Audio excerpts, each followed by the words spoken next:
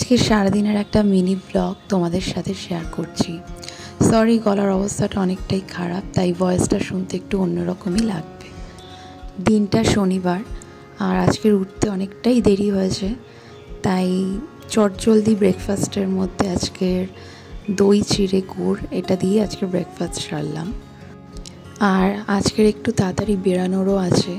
আজকের আমার ঘরের ঠাকুরের সিংহাসন কিনতে আজকে একটু বেরাবো, আর পাশাপাশি একটু ঘোরাও হবে। কোথায় যাচ্ছেন ম্যাডাম? কি পড়ালি দেখি? হয় নাই তো, একটু ভালোভাবে পড়া।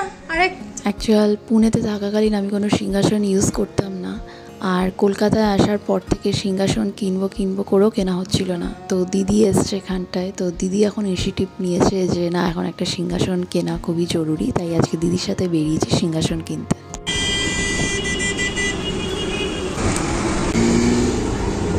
তবে এই সিংহাসন কিনতে গিয়ে আমাদের এতটাই হয়রান হতে হয়েছে যে একে তাকে জিজ্ঞেস করে এই গরমের মধ্যে অটো করে একবার এই স্টপেজ একবার অন্য স্টপেজ এই করেছি। অ্যাকচুয়াল আমি যেখানে থাকি সেই আশেপাশে এলাকায় কোনো কাঠের সিংহাসনের দোকান নেই, তো এর জন্য জিজ্ঞেস করে করে আমাদের খুঁজতে হয়েছে সিংহাসনের দোকান। হ্যাঁ, সুন্দর তো। তো অটো থেকে নেমে হাঁটা পথে এই সুন্দর আসনের দোকান থেকে কিছু আসন সেখান থেকে কেনা হলো। অ্যাকচুয়াল আমার সিংহাসনের জন্য দিদি কটা আসন নিল। এমনিতেই যা গরম, তাও এরা বেরাবে আমাদের সাথে ঘামতে।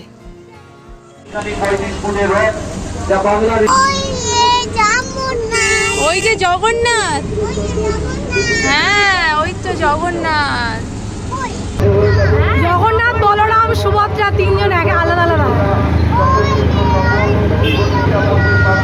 অটো করে যেতে যেতে আজকের উল্টো রথের দিনে রাস্তায় এত বড় বড় রথ দেখে বাচ্চারা তো ভীষণ খুশি।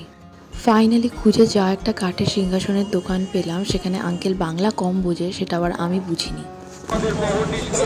কাঠের সিংহাসন, ঠাকুর বসায় না যে সিংহাসনে, ওই কাঠের সিংহাসন। হিন্দিতে বল। শেষমেশ হিন্দি ভার্সন অ্যাপ্লাই করার পর আঙ্কেল আমাদের নিয়ে গেল সিংহাসন দেখাতে। ভিডিওতে অত বোঝা না গেলেও সামনে সিংহাসন দেখে মন পুতো না হওয়ায় সেখান থেকে বেরিয়ে পড়লাম। আর আশেপাশে এই একটাই দোকান ছিল সিংহাসনের, আর কোনো দোকান ছিল না।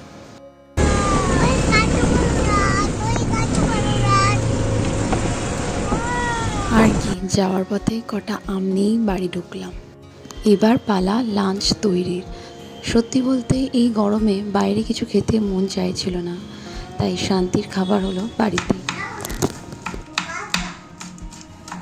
বাড়ি ঢুকে দিদি প্রথমে লেবুর শরবত বানিয়েছিল, আর গরমে এটা যে কি তৃপ্তিদায়ক তা বলে বোঝানোর নয়। এই যে এখন লাঞ্চের জন্য আমি ভাজছি হচ্ছে ডালের বড়া, বাচ্চাদের জন্য ঝাল ছাড়া, আর আমাদের জন্য কিছুটা লঙ্কা কুচি দিয়ে বড়াগুলো ভেজে নিচ্ছি। আজকের লাঞ্চটা খুবই সিম্পল ছিল। ভাত, ডাল, ডিম আলু মাখা আর ডালের বড়া, আর সাথে একটা লঙ্কা। আমার লঙ্কা ছাড়া খাওয়ার জমে না। বাইরে যতই খাই, শান্তির খাবার শুধুমাত্র বাড়িতেই, সেটা ডাল ভাতই হোক না কেন, তাই না বন্ধুরা?